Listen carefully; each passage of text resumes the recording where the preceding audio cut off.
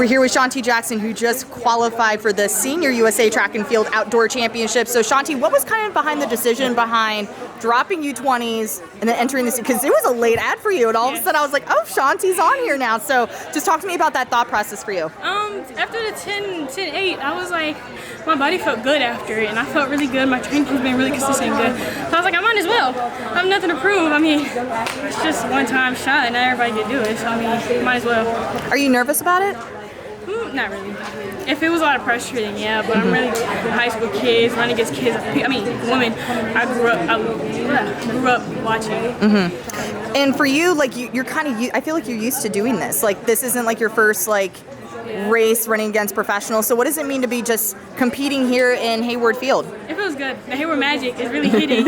I love it. It's always aesthetic every time I come here. And we recently, Milesplit actually just dropped the athlete of the year.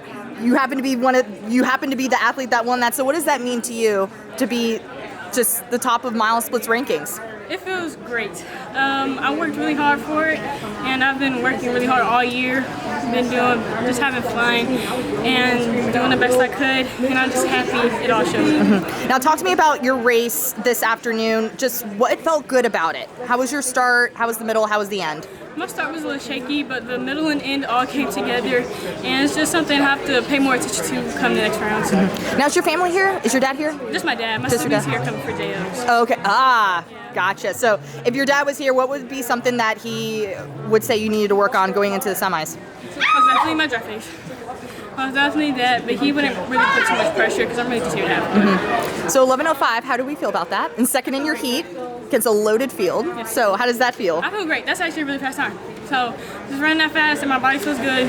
I'm just happy overall. All right. So what is your mindset like going into the next round? Next round, just really buckle down because it's more serious now. You know, I'll be one of the first high schoolers to make the finals of a world trial. So I'm gonna buckle down and really get into the zone and pay attention to what I'm doing.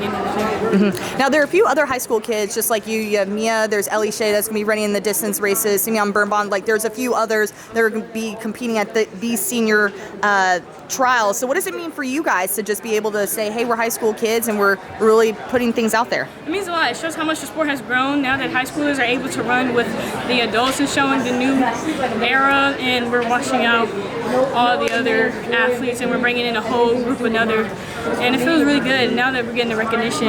It's amazing.